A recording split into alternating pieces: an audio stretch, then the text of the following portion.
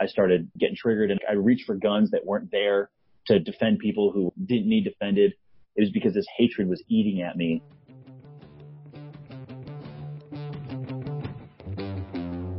Hey, got something really cool I wanted to run by and let you know what's going on. So I'm starting a group that will start taking a deep dive into each one of these episodes. So we'll collectively come together and talk about the shows, talk about the guests. I'll be bringing back some of the guests to do some Q&A sessions and really take a further dive into their story, their journey, the episode, talk about, maybe some of the things you wish I would have asked on the episodes, do some Q&A sessions and the like. As a friend put it to me, it's really like a book club, but for the podcast. So a couple times a week, we'll go in, we'll break down the favorite shows of the week, and have cool discussions around everything that we've heard, we've learned, and want to know about their journey. Some of these guests will come in and they'll teach part of, what makes them awesome at what they do. And then, as always, I'll be providing regular value and content in this group. It's really cool because this only is going to cost $5 a month to join this group. And you'll be able to come in, interact with everybody else in there. So I'll put a link right in the show notes for this that you can jump in, come have a conversation with us, and we will really deep dive into each one of these episodes and help us all rise up together. Thanks for tuning in, guys. It's going to be a great show today.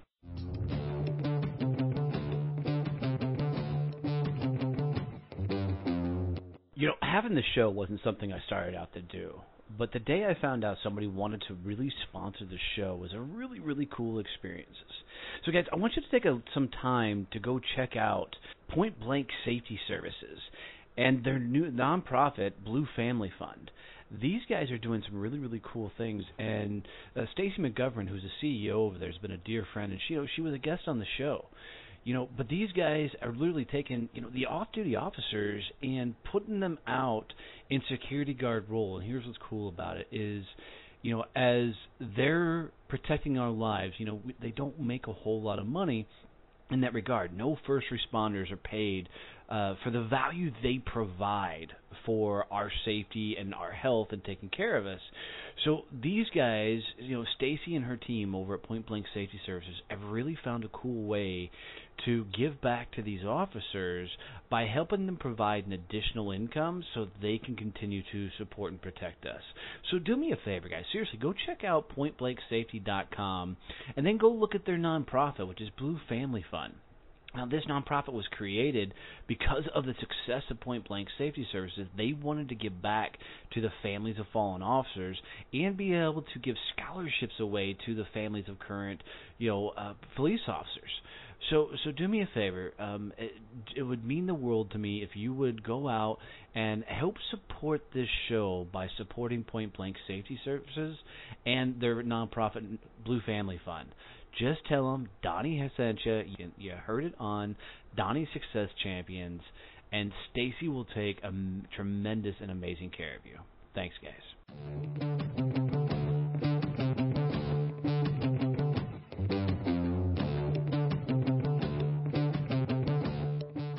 All right, guys, strap it in because this is going to be one hell of an episode. So I'm bringing in a new friend of mine, Ephraim Mattos, dude, and this guy has got a hell of a story. We're going to talk about his childhood coming up. We're going to talk about him becoming a Navy SEAL, but we're surprisingly not going to spend a whole lot of time on the SEAL side of things. We're going to talk about everything that he gets into and happens after the fact in his humanitarian work. And, man, I'll just tell you guys, hold on for one hell of a story. This is going to be a good one.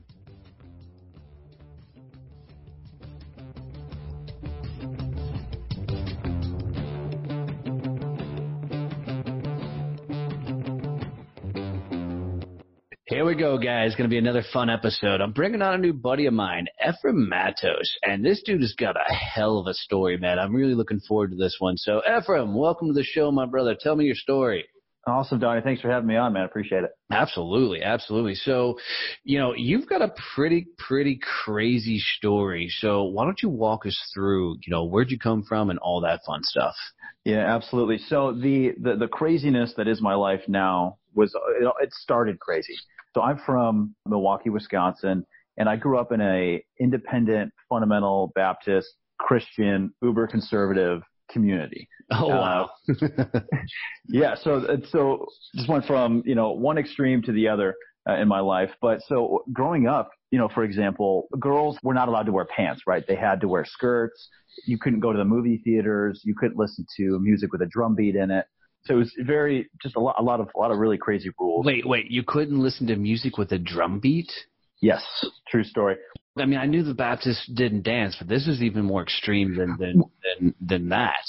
Well, to be clear, this was not just your regular Baptist. This was independent, fundamental Baptist. And so the reasoning behind the drum beats was they felt like drum beats are used in like satanic rituals and things like that. So it was off limits for the music that we listened to. So there was no secular music growing up. It was only church music. So for even stuff like Southern Baptist music, which has a lot of rhythm and drums and stuff in it, and we were not allowed to listen to that for the most part. Was considered off limits. Yeah. So it was intense. But to be clear, I mean, these are good folks. It wasn't a cult. They're not weird people or anything like that. It's really, really great folks. They mean well. But it was just sort of a different lifestyle. But it was all I knew. It was all I knew growing up, and so I was totally fine with it. I had a very nice, peaceful childhood. It was great. Well, I mean, I've had a Manny Wolf on here who was raised in a cult on the show, and he talks about, going through his life there. And, one of the things he said, and I'm not saying you were raised in a cult, just let me clarify that, but one of the things that he talked about is that is all you know. Is you kind of institutionalized into it. So there's nothing wrong with it. And I mean, as long as you're not hurting people and that kind of stuff. But if it's all you know, it's all you know. Yeah, absolutely. It was a peaceful, nice upbringing. In many ways, I'm actually really glad that I was raised that way. But then when I started getting a little older, around the age of 15 or 16, I started kind of questioning things. And I started questioning things because of a school teacher at the small Christian school I went to, right? So there's 75 kids in the entire school, and that's kindergarten through 12th grade. So most of my childhood, I had one other guy in my grade, and then 3 girls. Wow. Yeah, so there's 5 of us. I grew up in a small town, and when we left out of Kansas, the graduating class was 23 students. So elementary through 12th grade was all in one building. Your class was 5 people. Yes. Yeah. My class was crazy. Yeah. Pretty bizarre when I look back at it. But when I was about 15 or 16, I had a conversation with a history teacher who worked there at the school. And he asked a question. He said, why did God allow 9/11 to happen? And at the time, all the religious teachings that I'd always been taught that like God does every single thing, right? So God orchestrated 9/11. God makes the trees grow, and that's just how the world works. So I was like, so I answered the question. I was like, well, God had some greater plan or some purpose or whatever I had been, sort of programmed to believe. But then he was like, hey, what about this? He's like, what if God didn't do 9/11? He's like, what if terrorists did 9/11 and God had nothing to do with it? And, to me, that was like blasphemy, right? I was like, right. But he was like, think about this. He's like, you have free will. You get to choose if you want to do the right thing or the wrong thing as a human being. And I was like, oh my goodness, that seems like a very simple concept, but to me it was mind blowing. And I was like, oh my goodness, like I can make my own decisions in life. That wasn't even a concept that I had understood before that day. So anyway, I spent like the next couple of weeks in this sort of foggy haze thinking about all this stuff. And I was like, oh my goodness, he's right. And I would hear I'd see different stuff in the Bible, or the preachers would preach different things. And I was like, that's not in the Bible. Like, that's like, what? That's not in there. Like, you're just making this up, So they meant well. Don't get me wrong. These are good people. But I was just like, like my attitude became, I respectfully disagree. This wasn't me being rebellious and being like, oh, I'm going to go do drugs and, whatever else. That's not where my heart was. My heart was like, well, that's not accurate. So I'm not going to do that. So anyway, around the age of 15 or 16, I actually decided I told my parents, I was like, I'm not going back to that school. And they needless to say, Mom was pretty upset.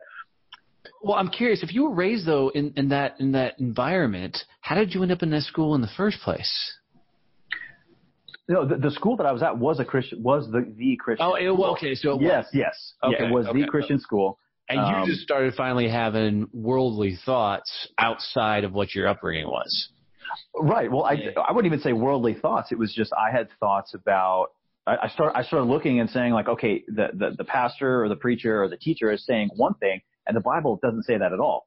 You know, like right. It doesn't say that girls can't wear pants. That you know, right. That is like what? Like where's that coming from? Like you can't go to movie theaters. Like that's not in there. You know, but you can watch movies at home. So like it didn't make any sense. So again, it wasn't a rebellion. It was like, okay, I just kind of respectfully disagree. Right. And during that time, you know, growing up, the main pinnacle that a young man could reach in life was to go to Bible college and become either a pastor or a missionary. And I think those are great things. And so for me, I was like, I'll be a missionary. That sounds more interesting than being a pastor, right? Here in the States. And so I was going to be a missionary. But then when I started realizing that I had my own free will, I spoke to my dad who had been in the reserves, Air Force reserves. He flew C-130 cargo planes. And so he'd been over to the war and everything. And I was like, I talked to my dad and I was like, I kind of want to join the military, you know, to help people to do good things. But it's like, I'd much rather do that than, you know, do the religious thing. And so I started looking into military stuff. And one day I decided, I was like, you know what, I'm going to go be a Navy SEAL. And then I went for it. Okay, so you don't just wake up one morning and go, I'm going to be a Navy SEAL, right? Yeah, there's at least a little bit of a process. I would guess, I mean, because there was no portion of my life did I ever go, I wanted to be a Navy SEAL. I saw like one training of them climbing through the muck in the water and all the other crazy shit they were doing, and I'm like, yeah, I can't do that. So I'm not even Right. How about what a culture shock was that to your system to realize that your entire life was going to be going in one direction and to kind of come into your own and say, no, I'm going to go this other way? Well, it was a huge shock, and mostly to the community of people that I was with. So I sort of had this coming out of the closet experience where I was like, I'm not going to do, you know, the pastor missionary thing anymore. I'm going to go be a Navy SEAL. And that was not taken very well. Don't get me wrong. These people, they support the troops. They support our country, but their mindset is, well, anybody can go do that. Like, you've been given this great opportunity to do religious stuff. And so, so let me ask, because a lot of people, you know, and I don't want to get into religious conversation, but if you're called into the ministry, if you're called into being, you know, whatever, you're called, is my understanding, right? If you're not called, you can't be forced to go. Right. And I completely agree. But my entire childhood was shaped around the idea of, hey, like, this is what you need to do. You're being sort of groomed to go do this. And I realized, so I didn't want to let people down. So like, I was like, oh yeah, like, I'll go do that. But then when I started being able to think for myself, I thought, I don't want to do that. You know, not that I think it's a bad thing. I'm not interested in doing that. Well, here's what I think is cool. Is how old were you when you made the decision you were going to go into to head towards the Navy SEALs? I was like 15 and a half or 16. So that's ridiculous to me because, you know, I tell people that I'm so impressed with the kids nowadays that are starting their own companies and doing all this crazy stuff, because even at 18 years old, I don't think I was thinking for myself. You know, I think I was just following a path. So at 15, that's a mature damn thought process that you're going to go against everything you've been taught and go a different direction. So that's just wild for a 15-year-old to have that deep of a thought. Well, absolutely. And that was sort of the attitude of the people that I grew up with was, you know, you're too young, you don't know what you're doing. So they all thought I was rebelling, right? They thought I was going to go off the deep end, as they say. Because I told my parents, I was like, I'm not going back to that school because I had this, like I was saying before, I had this sort of coming out of the closet experience where everybody was like, oh, like, you can't go be a SEAL. And I got called out during chapel, not me individually, but he was obviously talking to me. He was like, the preacher was up there, like, we don't need more Navy SEALs in the world. We need more preachers. And of course, everybody turns and looks at me like, you know, it's just like, okay, man. And then I you know, kids would decorate their lockers. You know, they put pictures up on their locker or whatever. And so I put a picture of a Navy SEAL. It didn't even say Navy SEAL. It was just a dude jumping out of a helo with a machine gun, right? And I put this picture up on my locker, and I was told to take it down because it was a sign of rebellion. And I was like, are you kidding me? So I started carrying them. Right. You want to guarantee you force a kid to rebel? Tell him he can't rebel, right? I mean, exactly. They didn't handle it very well. And luckily, my spirit was not of rebellion, so I didn't go off and do craziness. But so I ended up taking that picture, and I carried it with me to every single class from then on in this binder that I would carry with me to every single class. And it was the cover of the binder. So it was with me everywhere I went. And then somebody got a hold of the picture when I was in the bathroom or something, and they drew an L for loser on the SEAL's forehead. I'm not even making that up. I was just like, who would do that? Like, it's so ridiculous.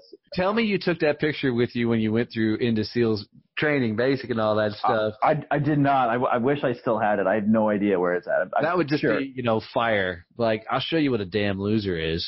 Yeah. Well, it was, the funny thing was, like, none of that really made me, like, I don't know. It didn't put this huge fire in my soul to prove anybody wrong. It was just kind of like, I'm going to go do my own thing. Like, you guys are just showing your true colors. I'm out.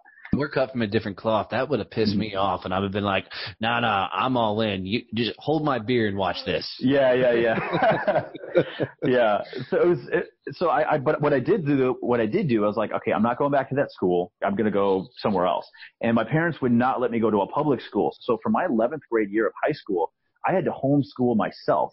Oh, wow. Like, my parents bought a Christian curriculum, and I had to sit at home and homeschool myself. So literally overnight, I stopped going to the church. I stopped going to the school. And overnight, I lost my entire community, my entire support group. My parents were mad at me. And I'm sitting there trying to teach myself algebra, at the library in Milwaukee. And also at that time, I didn't know how to swim very well. And so I'd go to the YMCA and try and teach myself how to swim by watching other people swim.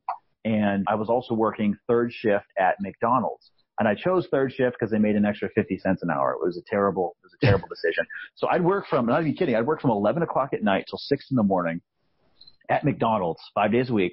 And then I would leave, go to the YMCA, half drown myself trying to teach myself how to swim. And then I'd go to the library and try and teach myself algebra and whatever else 11th graders learn. And right. Then I would challenge you a little bit because what you said is it didn't light a fire under you. I'm going to challenge that it did. Because nobody in hell puts them through that kind of regiment without some sort of fight in them. No, absolutely. I had a fight. I had a fire, but it wasn't out of like a spirit of revenge. It wasn't like a middle finger to anybody else. But yeah, it was like, I'm going to go do this. I'm all in. Well, like, it may say what you want to say. Outspoken middle finger, but there was definitely one there. Well, yeah, it is kind of nice now too. Like, it's kind of bittersweet. In hindsight, it's all like, oh, okay, I did end up making it. Yeah, so that was my 11th grade year of high school, man. And then I joined a lifeguarding class, ironically, because I knew that would force me to learn how to swim, which is totally counterintuitive, but it actually worked. So I forced myself to get in the pool, and I would just like watch the other people, and I made it through the lifeguard class.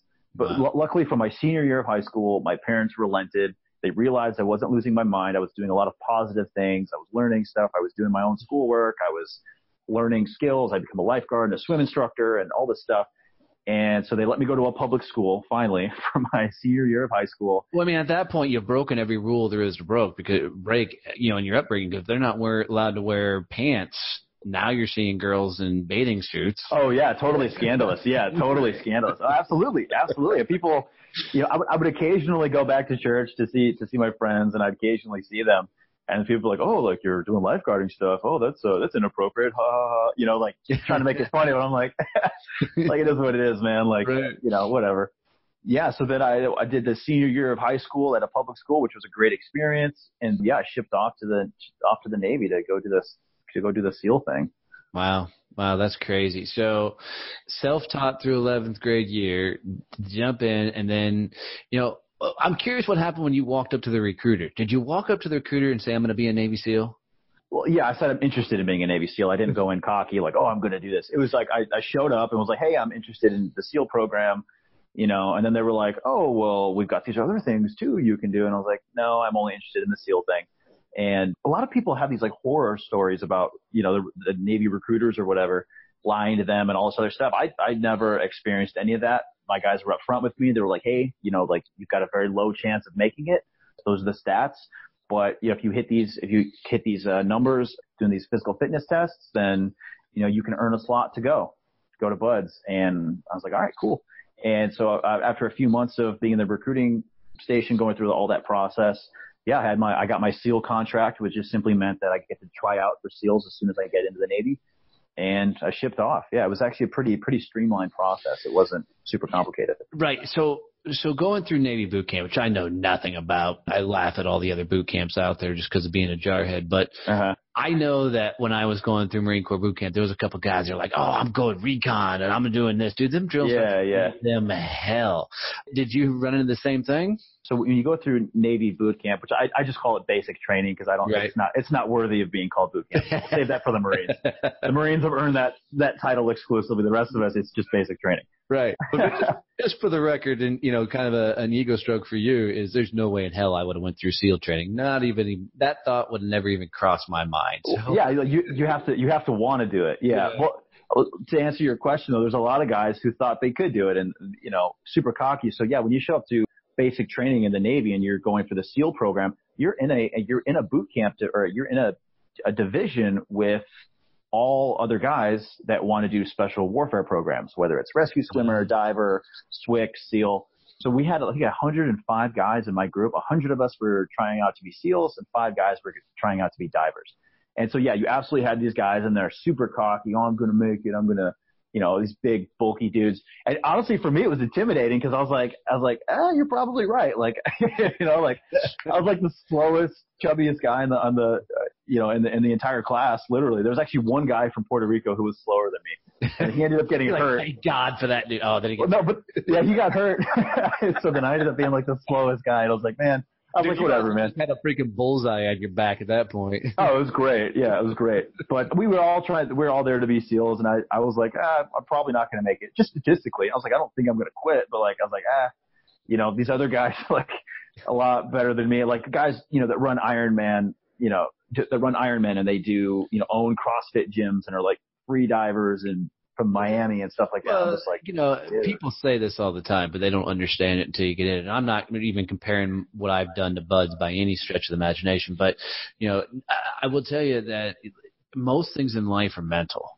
You be the behemoth and everything out there, but if your mental game sucks, you're not going to make it.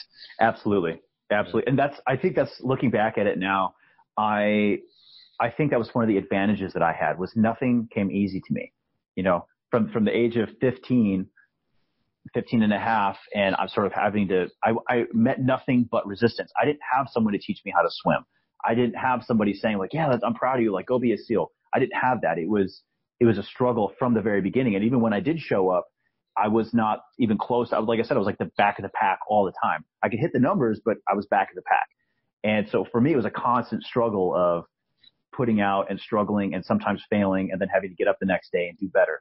And other guys who are so physically fit or, sort of have themselves groomed for the SEAL process, they don't know what real adversity is like. And so the first time they really meet adversity, they don't know how to deal with it. But for me, I didn't even realize it at the time, but I had already gone through so much adversity that I was like, oh, no, it's just I'm not going to quit. Like, it's Tuesday and I suck. Like, cool. Like, I sucked yesterday. I'm going to suck tomorrow, but whatever. I'm still here.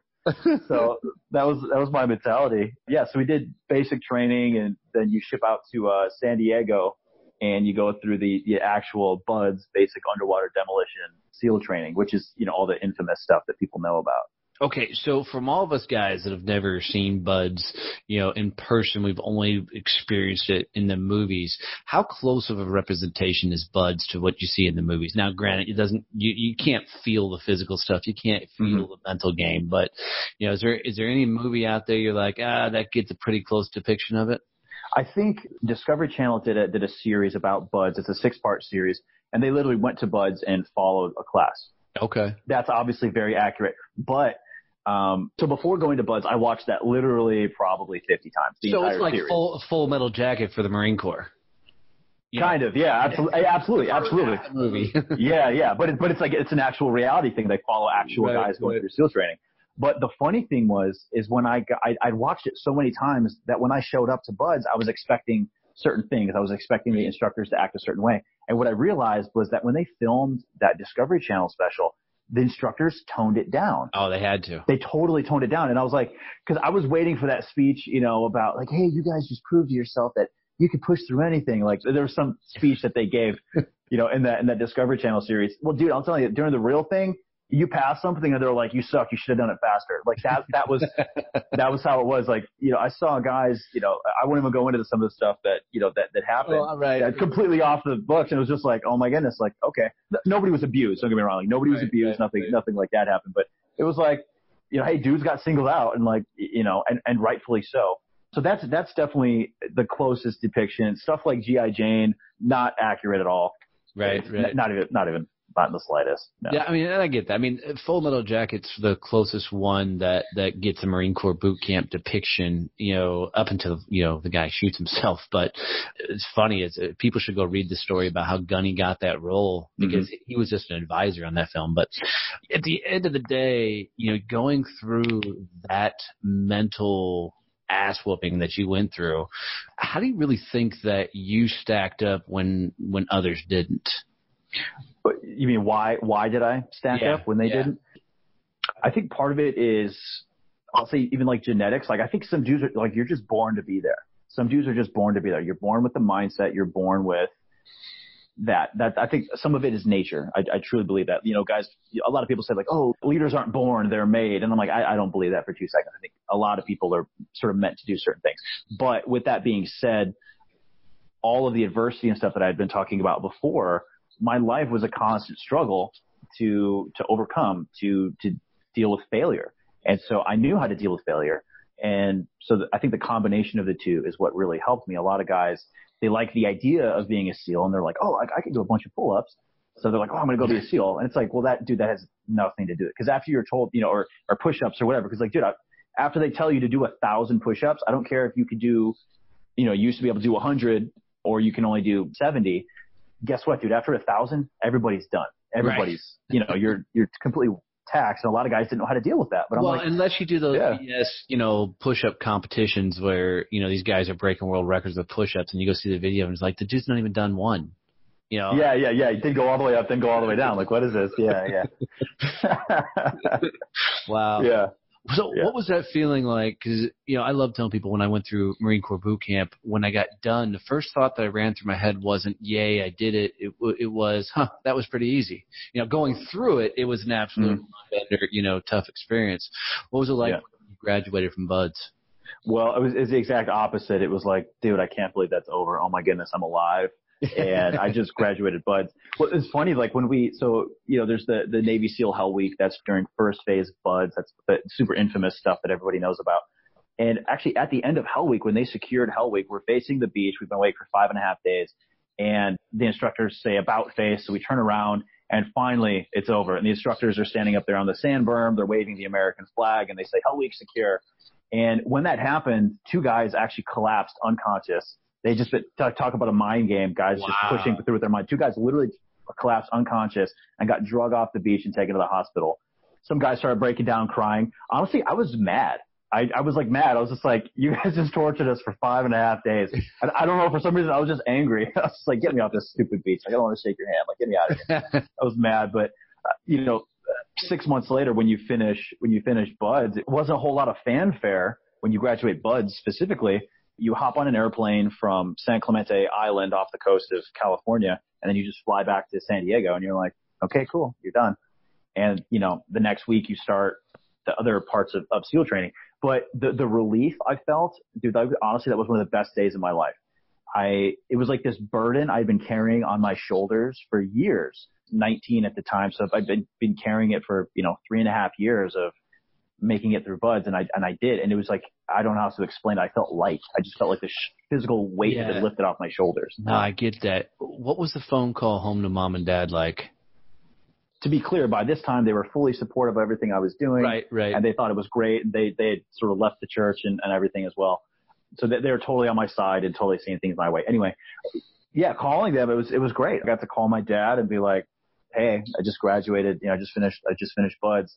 You know, and it was incredible there. My mom's crying and whatever else, and my dad's proud of me. And it was just like, man, it was cool. It was super cool. Like, you know, very few guys get that. And then when I actually graduated SEAL training, you know, 6 months later after that, because you have 6 more months of training, when I graduated SEAL training, and I got pinned as a SEAL. You know, the graduation ceremony's over, and I go up to my dad, and he's sitting there with tears streaming down his face, like nodding because he's so proud of me. You know what I mean? And I'm just sitting there like crying. I'm like, Well, but it was great, man. Yeah. At some point that's got to be fulfillment, right? I mean, it is you win against upbringing, you win against, everything you knew at that point, and you actually pulled through and accomplished what you had told people you were doing. I mean, that's fulfillment on one hand. It's proving to yourself that you made the right choices and the right decisions along the way. I mean, that's, those type of feelings are hard to put in words ever, Yeah.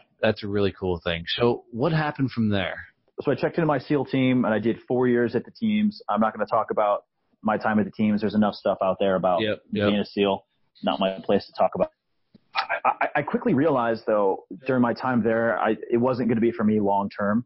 Part of it, I was very socially awkward when I showed up. I didn't really know how to work in that kind of environment, if that makes sense, because it's such an intimate, like, you're with this same crew of 16 to 20 guys, and you're with them 24/7, and there's like this hierarchy, there's this pecking order, there's all this stuff that I just was not prepared for. So I did, like, guys would like tease me or make fun of me, and I would like completely shut down instead of like jabbing back at them, because like I didn't know how to deal with it. So it took me a while to learn how to sort of operate and function in that sort of social, social circle. And let me tell you, if you're a civilian that's never been in the military, if you can't handle a ribbing, you're going to have a rough life in the military. Yes. Because once people in the military circles find a vulnerable spot, they are relentless. And that's going to continually be a target. You have to be able to take it on the chin, physically and verbally, Absolutely. To keep moving forward. So I'm glad you finally figured it out, because otherwise it'd have been a really rough 4 years. Oh yeah, it was the first like 2 years were terrible. I didn't really know how to, I just didn't know how to like fit in socially, and so like, then I would do stupid stuff and then be even more of an outcast, So it took me a while, but I was glad though. The funny thing is, before I joined the Navy, I was like, oh my goodness, I have so much social work to like catch up on, because of, having been sheltered. Right. And so like, I was like, I knew it was coming.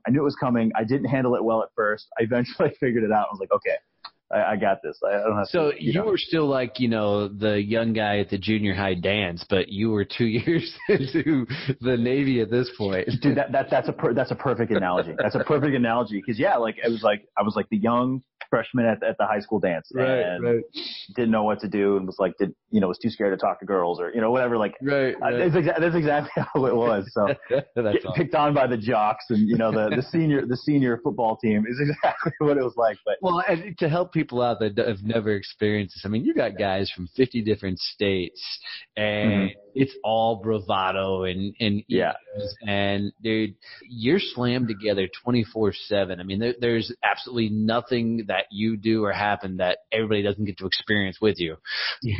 So the good, the bad, and the ugly. Yeah. So it is absolutely no holds barred, but that's where the brotherhood, I think, comes from. Absolutely.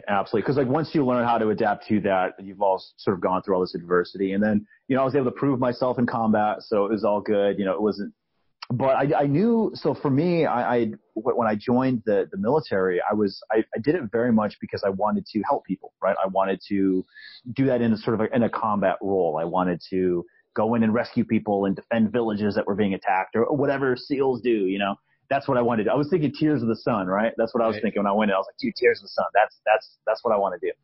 And while the SEALs do a lot of really, really great stuff, like, you are subject to the orders of, handed down to you from the president and the Secretary of Defense. And if you're not sent somewhere, you don't get to go, right? So even if you're looking at things that are going on around the world and you want to go be involved in it, you don't necessarily get to, or another SEAL unit is involved in that, or maybe the Green Berets go, So I knew probably about halfway through my time in that I was like, I should probably get out, and I'm going to go work in these areas and find a way to help. And so that's what I ended up doing. So last year in April, I got out, 2017. I got out and went and started doing humanitarian work, actually, in Iraq. So, and walk people through, when you say humanitarian work, in Iraq. 'Cause Iraq should clue everybody in a little bit on what we're fixing to talk about. But what does it mean to do humanitarian work with your role? So like I was obviously coming out of the SEAL teams, and I wanted to go I wanted to go help people, like I was saying before. I know it sounds generic, but that's just truly what drove me. I wanted to make sure what I was doing was helping other people. I'm not an adrenaline junkie. I'm not in the slightest. And so it was like, if I'm not doing something to help other people, like what's the point? And so I went to Iraq with a group called the Free Burma Rangers, and I'd heard about them from my brother who had done some humanitarian work around the world. And so I had asked him, I was like, hey, big bro, where can I go to help people in a humanitarian sort of way, but also use my skills as a SEAL? And so he told me about the Free Burma Rangers. And so I flew out to Iraq to meet these guys, and I thought I would just be doing humanitarian work, just strict humanitarian work, handing out water bottles, doing medical clinics, whatever else, carry a gun to defend if something pops off. And I assumed something would pop off here and there. And so what ended up happening was so I flew to Iraq, and when I got there on the ground for about the first month, what I originally thought we were going to do, the handing out of water bottles and doing medical clinics was what we did. But we were attached to an Iraqi army unit that had been ordered to clear sort of the open plains of Nineveh from ISIS. They'd been ordered to clear these open plains, and we were attached to it was a armored brigade. So they got a lot of tanks and BMPs and armored Humvees and that sort of thing. And so it's nice, flat, open terrain, easy fighting for mechanized unit. Well, what happened about a month and a half in was we were ordered, or that unit was ordered to turn around and hit West Mosul. Now, at the time, West Mosul was where ISIS was. Like that was the last ISIS stronghold. So East Mosul had been cleared. So the Tigris River cuts the city of Mosul down the middle. The east side of the river had been cleared. People are going about their normal lives. The power's back on. It's all good. Cross the river, infested with ISIS, completely infested with ISIS. And all the ISIS fighters who had survived the fighting in East Mosul had made it over to West Mosul. And so now it's just packed. They're just packed in there, ISIS fighters in every building. And the Iraqi forces who had been assigned to clear West Mosul had come into a stalemate. They had attacked from the south, and they couldn't move any farther into the city. It was just, there's too many ISIS fighters. So our unit that we were helping do humanitarian work when they would, liberate a village, they were ordered to go attack West Mosul and break the stalemate. Now, you don't go into an urban environment with tanks. You just don't, unless you have a lot of infantry supporting and sort of pushing ahead, because urban combat is a death trap for mechanized vehicles, and we knew this. But that was we were the only forces available. So when the Iraqis that we were with, the 9th Armored Division, when they would go somewhere and attack, we would act as frontline combat medics, essentially. We'd evacuate the wounded. We'd help the civilians caught in the crossfire. That's like what we were there to do. Well, on the morning of May 4th, 2017, a whole bunch of the entire 9th Armored Division of the Iraqi Army's 9th Armored Division, they lined up and they started going toward West Mosul. And normally the way the Iraqis fought was they would fight for maybe an hour or two and they'd stop at lunchtime. That's just like what they did. And then you'd fight a little bit more the next day and then take the afternoon off. It's a very strange thing, not the way we fight. So I expected us to stop at noon. Well, all these tanks get lined up. We start moving toward the city of Mosul. We kind of crest this hill, and there's a large open green field between us and the outskirts of Mosul. And the Iraqis all lined up. All these tanks literally got on line, and it was just a straight up World War II style tank assault across the open ground into West Mosul. I couldn't believe it was happening. I was just like, what is happening right now? And immediately ISIS started shooting back with machine guns, mortars, airburst rockets, you name it. Tanks were hitting landmines. Suicide cars were coming out and blowing up tanks. It was insane, total anarchy. But the Iraqis reached the city, and then for the next 30 days, we continued to help these guys inside the city. And what had gone from sort of a humanitarian mission, it became more of a frontline combat medic mission with the humanitarian stuff as well. And it was just gunfights every day, pulling wounded people out every single day. And that went on for an entire month until June 2nd, exactly 30 days later. And I ended up getting shot by ISIS on a rescue mission. Wow. So you're in a spot where you're going in to do humanitarian duties and end up into a fight because, you know, as the way I look at it is if you've got the right tool in the toolbox, you know, you use the tool. So I'm sure that played a little bit into it, but you are basically becoming the front line to this whole maneuver all the way through. What was going through your head as you realized, you know, you were going to be in the thick of it? Well, so like I said, on the initial assault, I was completely taken off guard because I didn't realize we were doing that, right? And so I hadn't really mentally prepared myself for this big battle. So as a SEAL fighting, and none of that took me by surprise. That's what I do. But what I was not prepared for and what I had never really seen before was the slaughter of civilians that began to occur when we got into the city. So on that first day, May 4th, we get into the city. We see ISIS shooting civilians.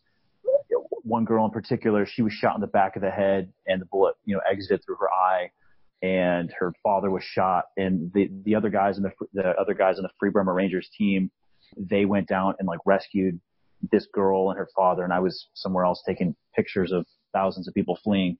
But when I got back and I saw, you know, this girl that these guys had rescued, I literally broke down and started crying, like on the battlefield, because I just couldn't believe what I was seeing. It was so awful.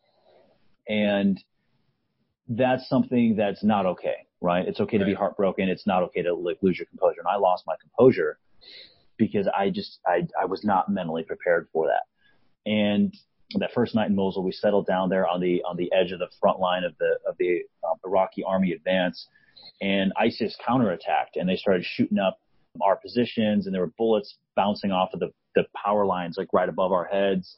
They hit our position with probably 6 or 8 RPGs over the course of maybe 6 or 7 minutes. Like it was just constant incoming RPG fire. And, you know, the sun was going down, and it was just so air support, you know, we didn't have air support because we're not with, you know, American forces. And it was a very intense time when I had to really do some soul searching about, okay, why am I here? You know, I came here to do humanitarian stuff. Am I really willing to die? And I wasn't being paid to be there. You know, I paid for my own flight to go out there. You know what I mean? Like I bought my own gear. And so I really had to do some soul searching, but I decided, I was like, you know what? No, this is what I'm here for. I'm here for these people. I'm here to help them.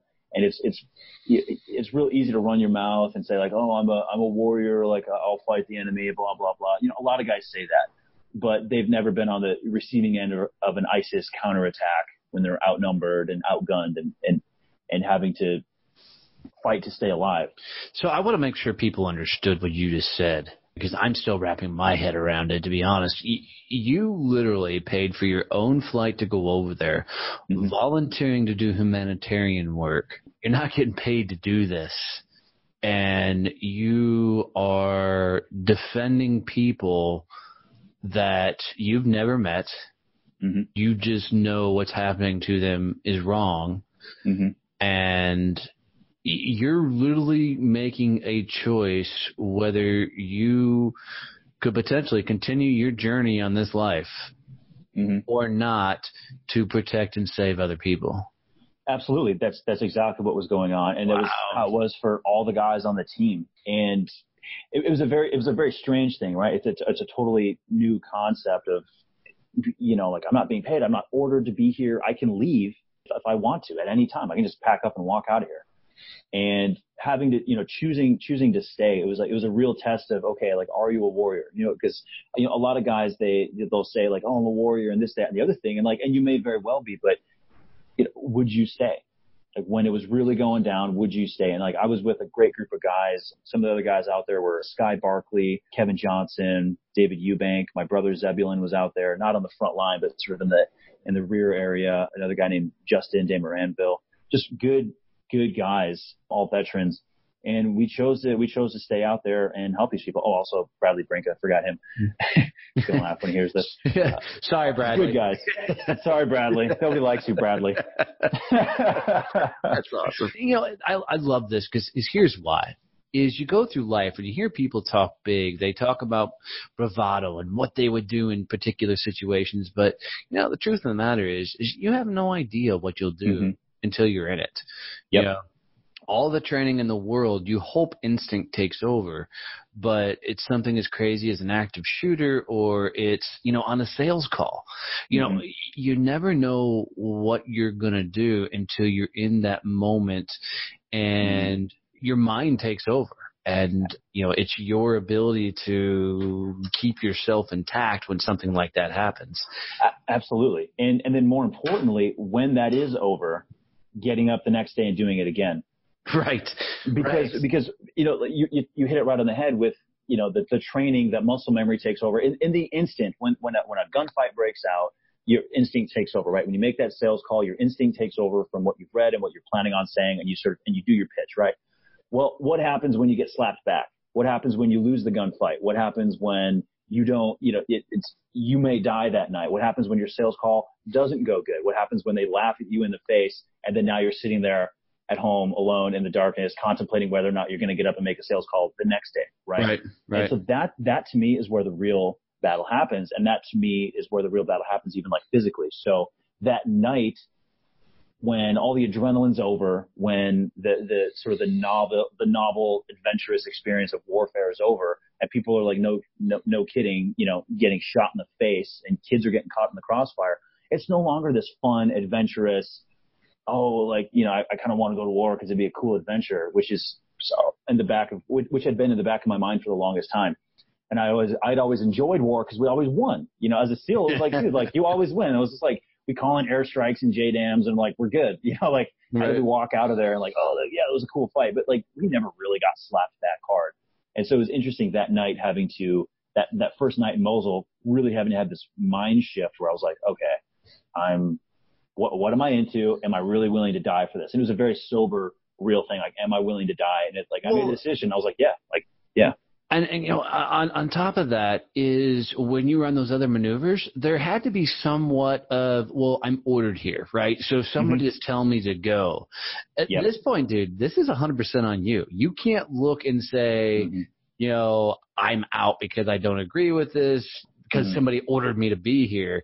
This was 100% your call. I mean, absolutely. Nobody told you to go. Nobody told you to sign up. You know, that's raw, brother. I mean, I can guarantee there's been a lot of people in life that have not been faced with those same choices to that degree. But, you know, people every day are facing things that they have to realize that, you know, it's their choice and they have to live with themselves after the fact. Exactly. And that's where people struggle, is living with themselves after the fact and re-engaging into whatever it is that they're trying to pursue in life, because a lot of people give up, right? Or because it was, it's too hard, they laughed at me, or this or that, the other thing. In the combat realm, like I'm not gonna go back out there the next day. You know, like guys have to live with that. And you know, I think it's interesting, kind of taking this in another direction. You know, we want to talk about PTSD, right?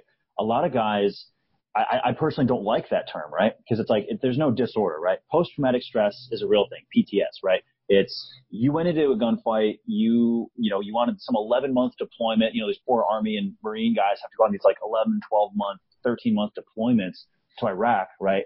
And you were constantly so high-strung, constantly people are trying to kill you. And then you're supposed to just come back to the States and everything's supposed to be totally fine, you know? Like that is natural combat stress when you come back and you're sort of decompressing and you're jumpy and, you know, you're swerving to get out of the way of trash on the side of the road because it might be an IED. That's totally natural. That eventually goes away. Where PTS turns into PTSD, where the disorder comes from, is when guys have something that I like to call moral injury. And that's not an official term. It's just, it's the only one I've heard other veterans use. Moral injury is when you saw something or you did something or you experienced something that you were not supposed to experience, right? Right. The stuff that stays with you, the stuff that you dream about, the stuff that sets you off. A lot of it, I think, comes down to hatred, right? It's guys hate themselves for something that they did, whether they took a shot they weren't supposed to, or whether they didn't take a shot that they should have, or they hate the enemy. They're so angry that their buddy got killed and they can't let it go. And they're so upset. And that hatred, they bring it home with them and it starts to destroy them. And that's where that disorder comes in. That's where that moral injury happens. And I think it's important for veterans out there, guys dealing with PTSD. And I've experienced it myself. It's completely normal to have that battle fatigue coming home. It's totally normal. So don't think that you're a freak because of that. And you want to hang out with your brothers who are out there who experience the same thing. And you guys will get through it. You'll eventually decompress and get back into real life. But what's extremely important is if there was some sort of moral injury, you watched a buddy get killed, you showed cowardice, maybe you took a shot you shouldn't have, you have regret. Those kind of things are what will destroy you and your family and your relationships and your ability to function in society when you get home. And those are the things that you have to deal with, and you have to let go of the hate. You have to let go of the hate of the enemy. You have to let go of the hate of yourself. You have to let go of the hatred of your chain of command who may have ordered you to do something that you don't agree with or you thought was ridiculous. So you have to deal with those things and find forgiveness. As corny as that sounds, like I'm telling you, like that's super important. And I had to deal with that as well. I felt hatred for my enemy after I fought in Afghanistan. I felt real hatred, and I started having weird flashbacks. I started, getting triggered, and I reach for guns that weren't there to defend people who didn't need defended. It was because this hatred was eating at me from some stuff I'd experienced over there. So that's a little bit of a segue there. I just wanted to throw that out there. It was perfect. That's why I didn't jump in there, because it's a message that needs to be said. Mm-hmm. And I'm going to put my 2 cents on top of that and say, the answer for the government to clean this up a little bit is they just throw drugs at people. And, if you medicate enough, you get through it. Well, it's not the answer, guys. I mean, no, not at all.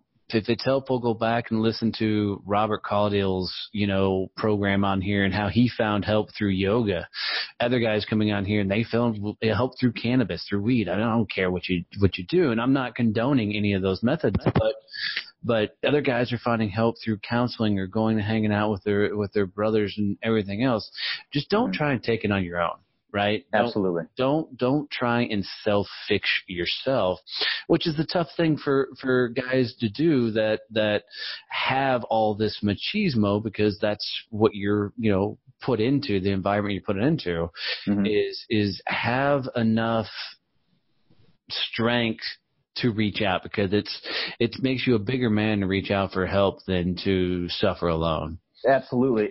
I completely agree with that. And that's a great message out there. And I think it's also important to mention that applies to civilians, people who have not experienced combat fatigue, who have not experienced battle. Like, people have experienced terribly traumatic things, even here in the States, who've never gone to war. So all that stuff still applies to those folks as well who are listening, who will say, hey, you know what?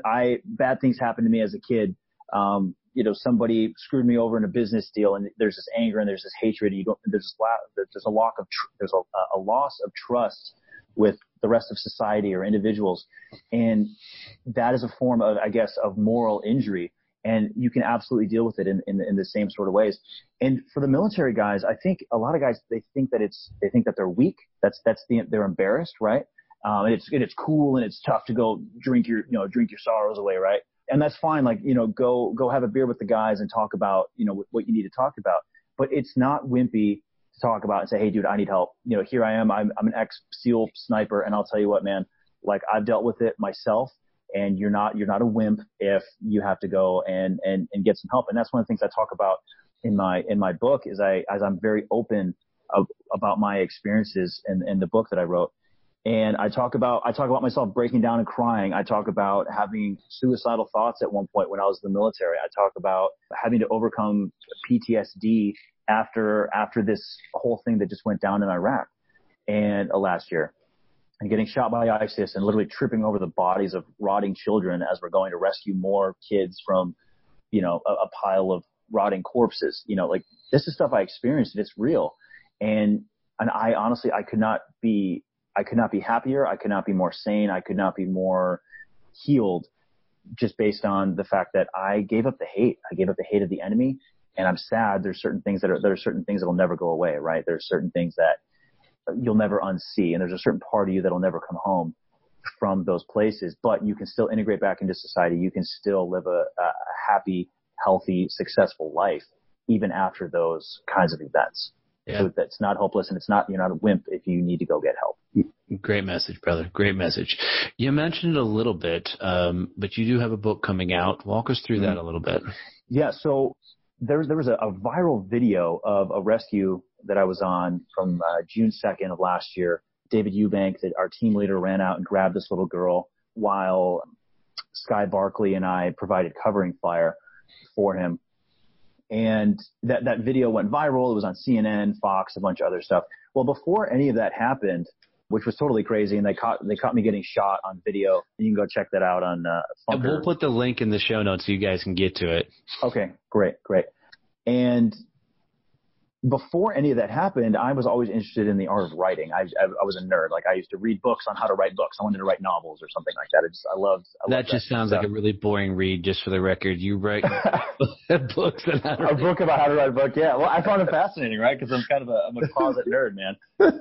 And so I got back, and so I'd been shot by ISIS on that rescue mission. And so I had some downtime, and I started writing down what had happened. And I had kept a journal while I was there. And so I started writing down what had happened and putting it into story format. Well, crazy thing, I just so happened to be friends with Scott McEwen, the guy who wrote American Sniper, with Chris Kyle on Facebook. And so I messaged him, and I was like, "Hi, Scott. I'm a former SEAL. I'm interested in writing this book. Can you give me some tips on what to do?" I had the thought never even crossed my mind to work with him.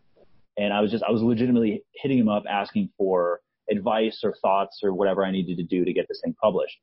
And I've written maybe 2 chapters of the entire book. Well, anyway, I sent him what I had. And then the next day he emailed me, called me, texted me, and left me a message on my phone and was like, "Dude, oh my goodness." He's like, this is an incredible story. He's like, "Let's talk." And I was actually in Wyoming at the time, about to drive to San Diego, when I got that call from him. And I called him back. I was like, "Hey, that'd be great." And he's like, well, "Where do you live?" And I was like, I'm in Wyoming, but I'm driving to San Diego. And he's like, "Oh, perfect. I live in San Diego. Stop by in 2 days and let's talk." And so that was bizarre.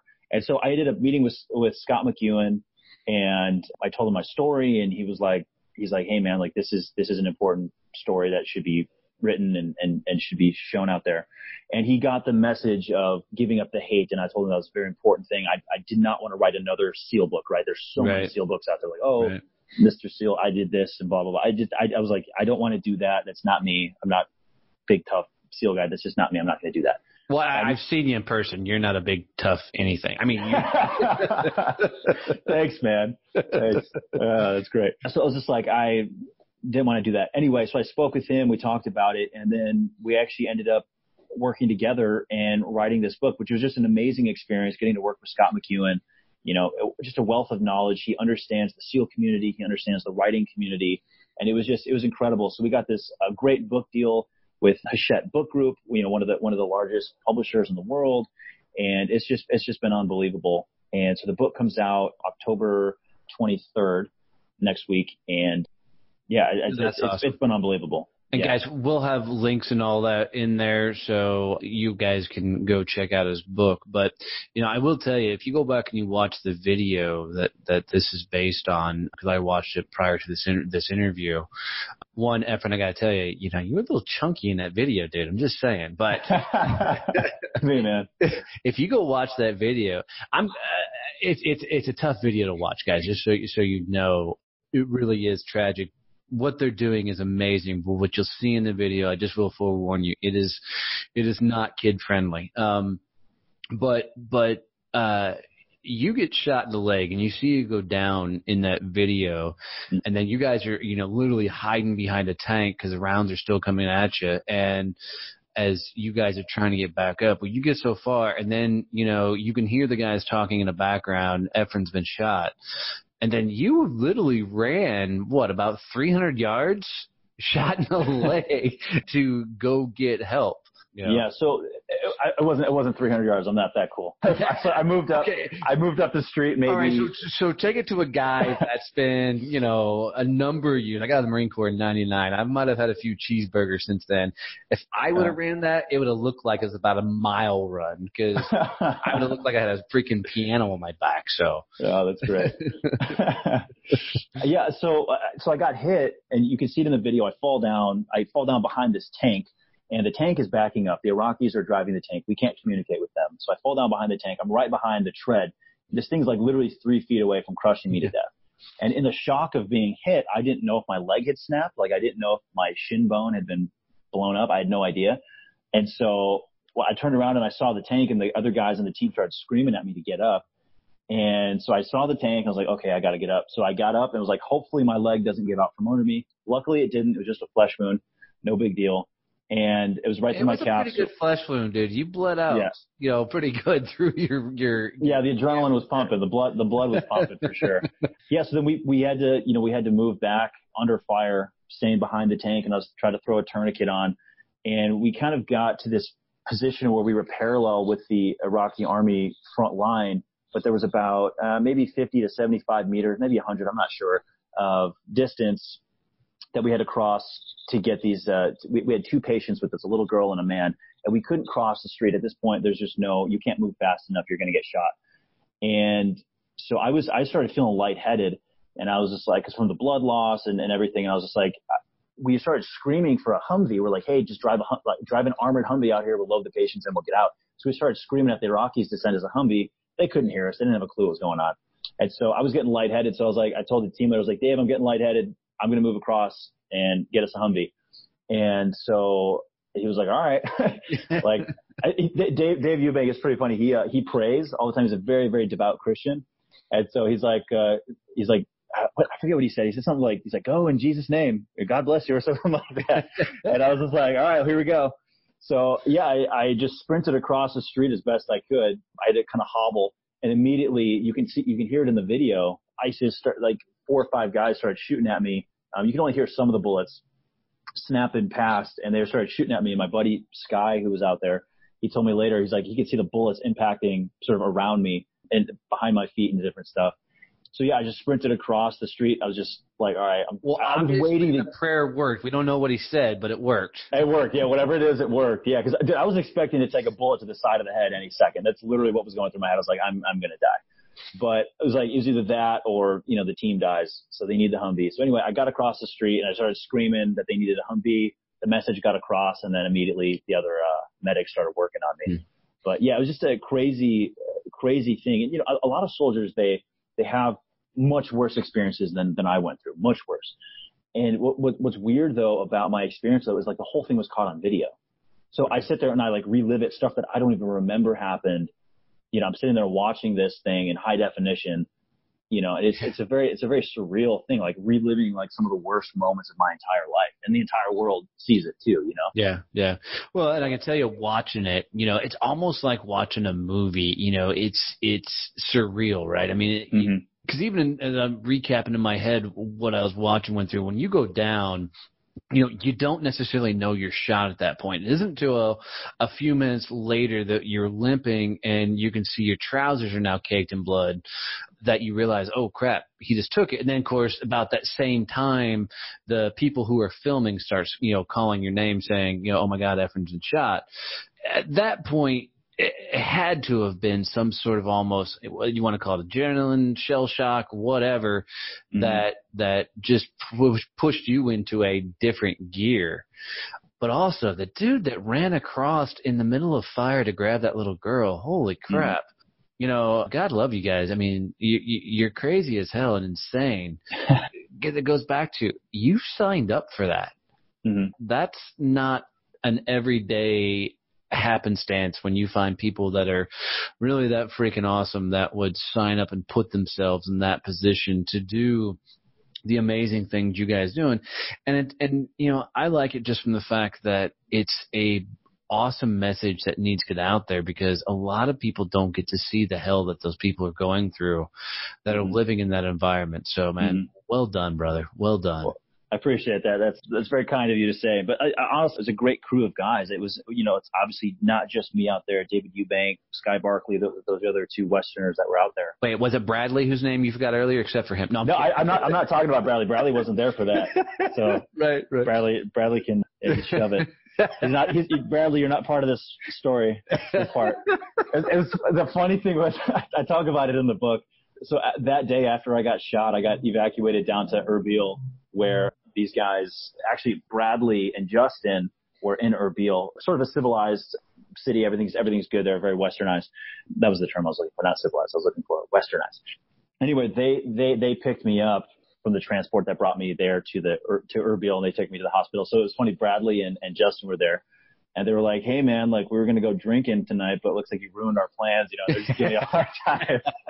It's so funny. It was I'm so glad you told that story, because that's it. Yeah. That's the rhythm you get, right? I mean, yeah, exactly. Like, we're going to go drinking tonight. And then the funny thing, though, is they were like, man, I kind of wish I would have stayed out there. Like, that's a really cool story. And I was like, no, dude, like, it was not worth it. It was terrible. No. It was an awful experience. And now they got to live the rest of their life not being in that portion of the book. Well, I put them in the book there. The drive to the hospital. Awesome. Yeah, good dudes. Like, really, really great crew of guys. I've never laughed that much in my entire life. Honestly, it was like I can't say enough about the guys I was with. It was awesome.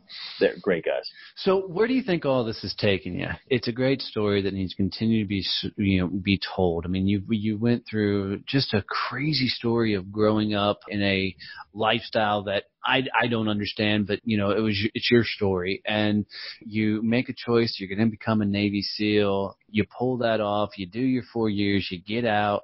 You sign up to do humanitarian work. You put your skill sets to use that you learned in training, helping people, being a humanitarian. You come back and you're able to. I mean, that's the hero's journey. And if people don't know what the hero's journey is, by all means, please go look it up. But basically, you're in that spot now where you're coming back and using your story to teach others and tell others, where's all this taking you? Well, first and foremost, like I definitely don't see my journey of going out and actually being out there helping people over at any point. I'm only 26. Like, I'm not close to being done with actually being out there helping folks. So I actually now work with a group called the Nazarene Fund, started by Glenn Beck. And we do rescue and relief operations around the world, and which luckily this is a paid gig, so it's great. So that I run, which is great because it's sustainable, because I was like, I don't like, this is great. Like, I love being out here helping these folks. I was like, I gotta live, I gotta eat.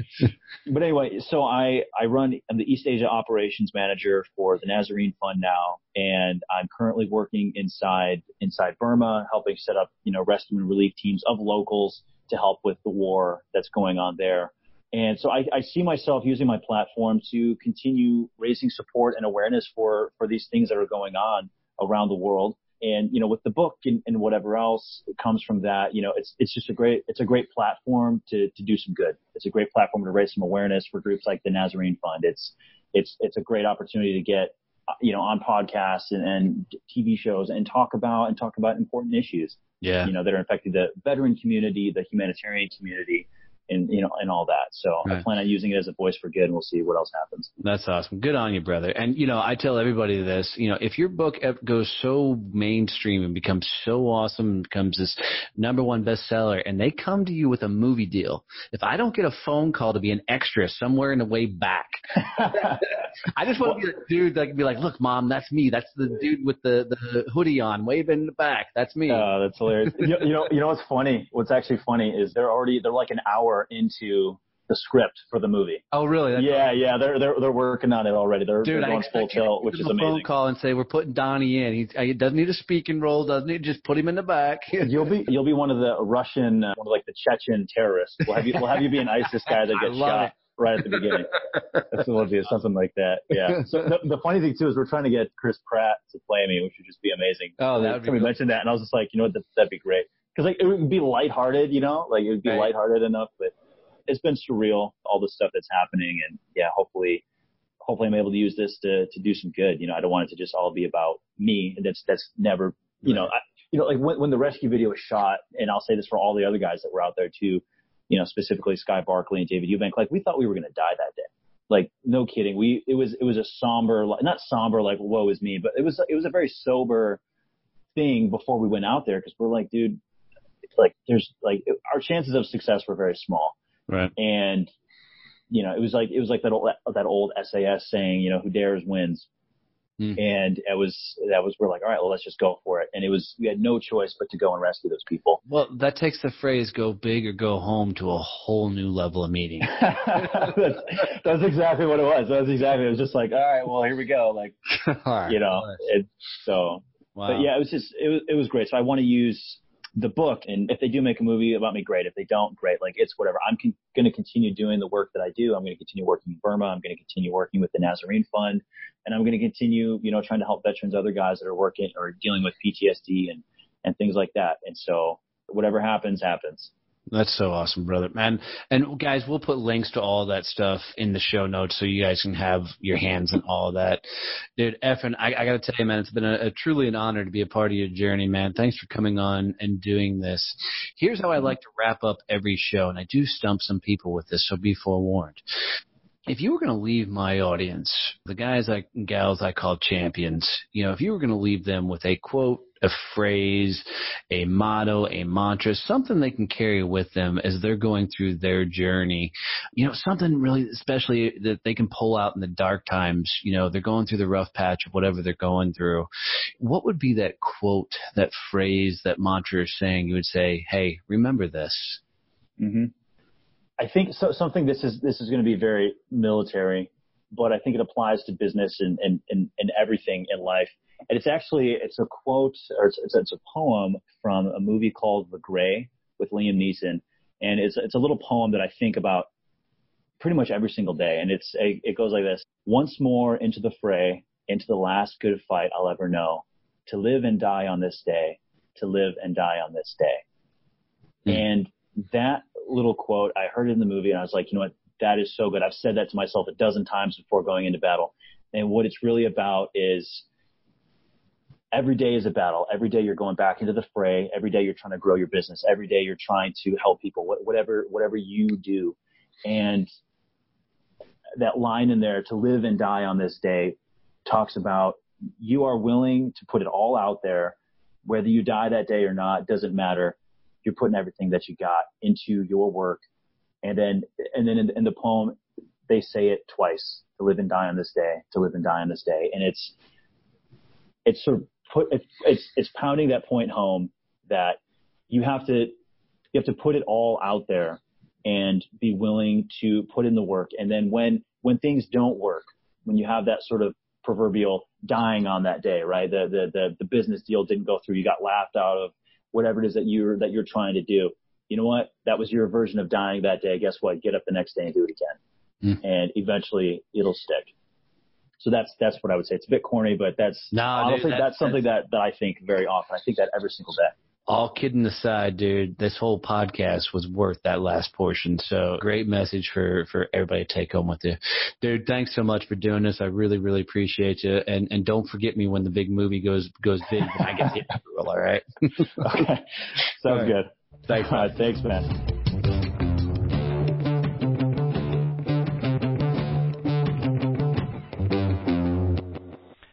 Guys, really thank you for listening to this episode. I really appreciate it. It's a lot of fun putting these together.